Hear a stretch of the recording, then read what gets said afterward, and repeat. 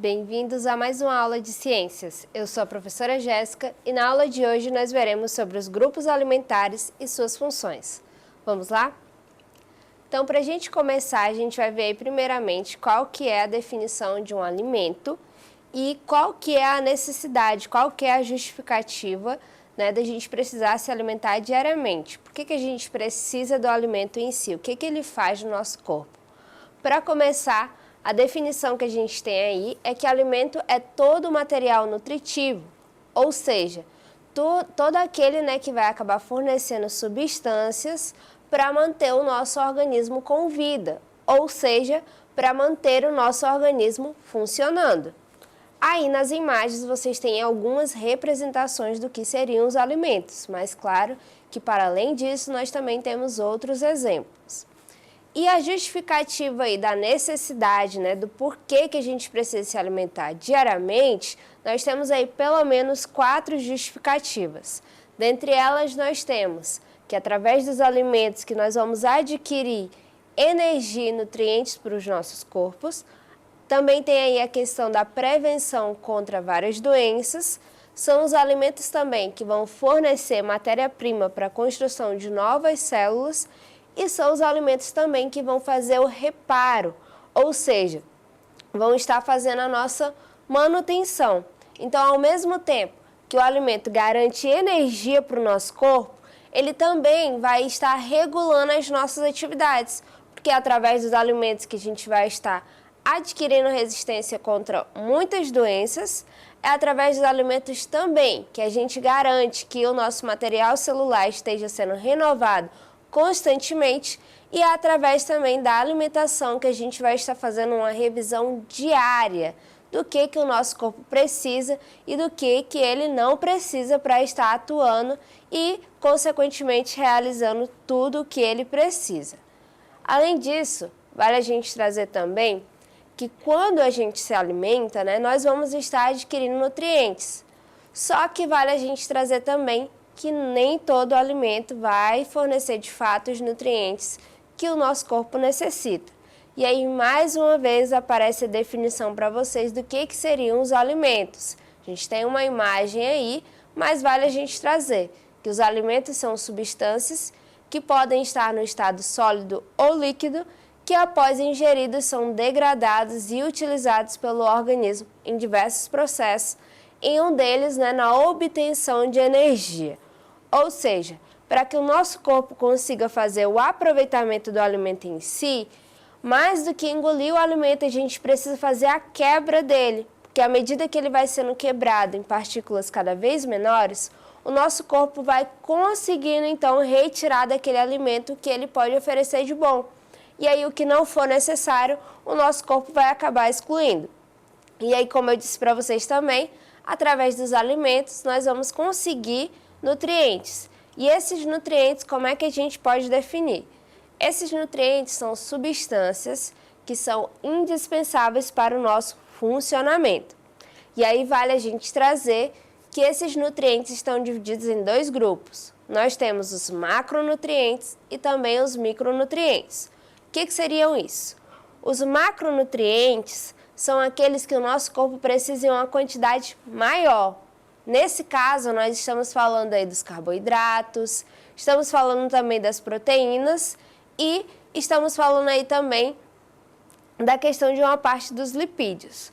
Já os micronutrientes, nós estamos falando dos menores, mas não são os menores em tamanho, são os menores também em quantidade, em proporção que o nosso corpo precisa.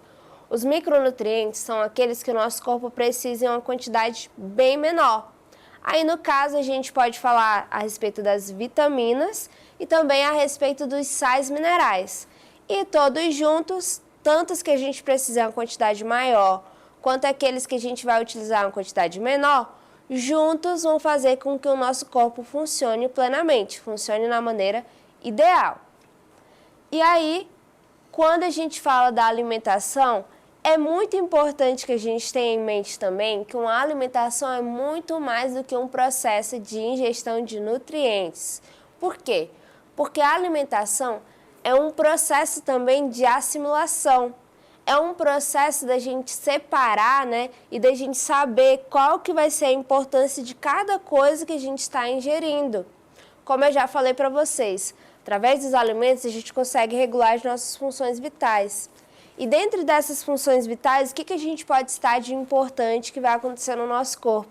O nosso crescimento, ele acontece com base na nossa alimentação. Além do nosso crescimento, a gente também pode citar aí a nossa reprodução, a nossa manutenção e inclusive a temperatura do nosso corpo. E aí, quando a gente fala desse processo também, tem uma pergunta que talvez, né, vocês se façam, que seria a seguinte: como que é obtida a energia que faz o nosso corpo funcionar? Então, a cada coisa que a gente vai ingerindo, como eu já falei para vocês, não é simplesmente o ato de engolir, mastigar e digerir, não. A gente precisa também que aconteça um processo de quebra. O que vai ser esse processo de quebra? O que a gente for inserindo na nossa alimentação, o que a gente for digerindo, vai sendo quebrado, degradado em partículas cada vez menores. Porque somente assim vão conseguir, né, acontecer o processo de absorção pelas nossas células. Somente assim a gente vai dar o que a gente precisa de mais importante, que no caso vai ser a energia, para que as nossas atividades possam continuar acontecendo. E a gente traz também que a importância da alimentação, além de tudo que a gente viu, né, é que uma boa alimentação, ela é a garantia da nossa saúde, que através da alimentação a gente vai estar fazendo a prevenção e também o combate de várias doenças, além também, né, de conseguir, dependendo se você tiver uma alimentação ideal, você vai conseguir manter o seu peso de uma forma saudável e, consequentemente, ter um bom desenvolvimento físico. Ou seja, se a gente se alimenta de forma saudável, de forma equilibrada, a gente tem como resultado, como consequência dessa atitude, uma garantia de qualidade de vida. Se você se alimenta de qualquer forma, com certeza você vai ter algum impacto na sua saúde. E por isso é imprescindível que a gente tenha um conhecimento sobre os alimentos que estamos ingerindo diariamente e também somar a essa alimentação a prática diária de exercícios juntamente com a ingestão de água, para que o nosso corpo se mantenha bem hidratado e bem ativo. Dessa forma, nós vamos ter o cuidado, né, para que o nosso corpo se mantenha. E não vai ter nada em excesso, vai estar sempre na medida ideal. E dentro dos alimentos, vale a gente trazer também que cada alimento vai entrar no nosso corpo com um papel. Dependendo do que a gente consome, nós temos os alimentos que são classificados como energéticos, temos também os energéticos extras, os construtores e os reguladores. E para que o nosso corpo possa funcionar direitinho, para que ele possa se manter protegido, a gente precisa comer alimentos de todas essas categorias. E aí, para ficar mais evidente para a gente o que é cada um, os energéticos, o nome já ajuda a entender, são aqueles que vão dar energia, no caso são os carboidratos. Os energéticos extras já são aqueles que vão dar a reserva de energia. Caso falte energia para o teu corpo, você vai ter uma reserva extra. Os construtores vão ajudar a construir novas células, vão ajudar a construir novos tecidos. E os reguladores são aqueles que vão estar fazendo o papel de revisão, vendo onde é que teu corpo precisa de mais nutrientes, onde é que ele precisa de menos, também vai estar regulando as suas atividades. E para que a gente possa entender, a gente tem uma representação gráfica desses alimentos. Essa representação gráfica, ela se faz através da pirâmide alimentar.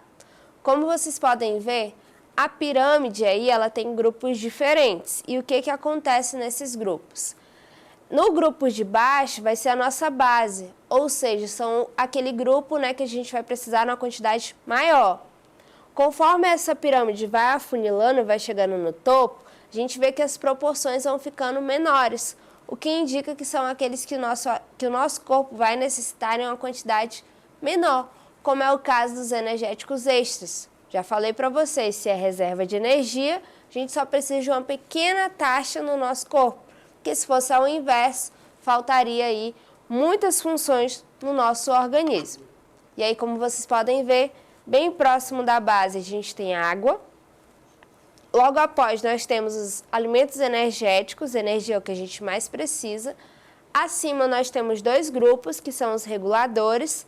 Mais acima nós temos os construtores e, por último, esse que vai funcionar como uma reserva de energia. E aí, para a gente entender esse grupo, vamos ver o que a gente encontra em cada um. No primeiro grupo, que é a base, nós vamos ter os carboidratos.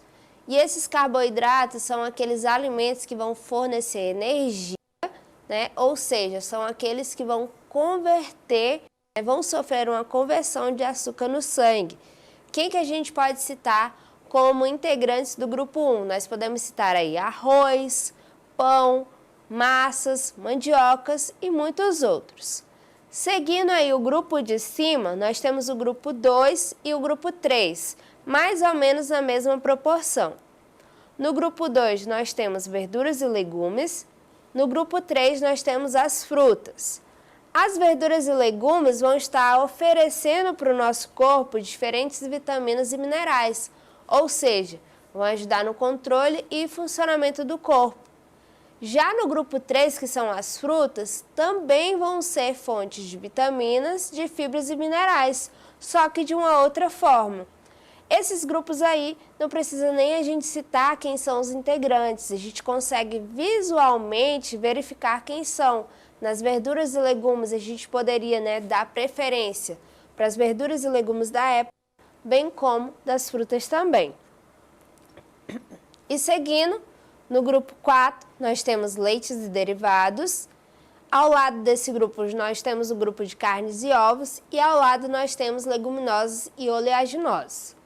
Dentro do grupo de leite e derivados, nós vamos encontrar aí leite, queijo e iogurte. No caso dos leites e derivados, nós estamos falando daqueles que vão fornecer cálcio, ou seja, que vão fortalecer, que vão ajudar no desenvolvimento dos nossos ossos.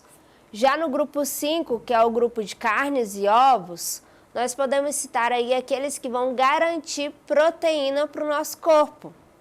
E no grupo 6, de leguminosas e oleaginosas, nós vamos ter aí, fontes de proteína, só que dessa vez proteínas de origem vegetal. E para encerrar, aí em cima a gente vê bem no topo, que nós temos o grupo de óleos e gorduras e, por último, açúcares e doces. Ou seja, óleos e gorduras são aqueles que vão dar a reserva de energia, tá? Vão ser responsáveis também pelo transporte de vitaminas do complexo B. Já os açúcares e doces, que também estão no topo, dividem esse topo com óleos e gorduras, são alimentos ricos em carboidratos simples, ou seja, nesse caso, eles não apresentam fibras e vão ter pouquíssimos nutrientes. Então, o que essa pirâmide vem tentar representar para vocês? Que vocês podem comer um pouco de tudo. A necessidade é o quê? É a gente se preocupar com a proporção de cada alimento que a gente vai fornecer para o nosso corpo. Você pode até ingerir açúcares e doces, só que você deve ter em mente que essa proporção de açúcares e doces é bem menor do que a proporção de carboidratos, a proporção de legumes, verduras e frutas, que vão oferecer muito mais vantagens e aportes para que o teu corpo possa funcionar. Então, essa foi a nossa aula de hoje. A gente viu aí um panorama geral sobre alimentação, sobre os tipos de alimentos e, por último, a gente encerrou aí vendo a respeito da pirâmide alimentar. Espero que vocês tenham entendido. Vocês podem acessar mais vezes lá na plataforma Eduque. Até a próxima aula!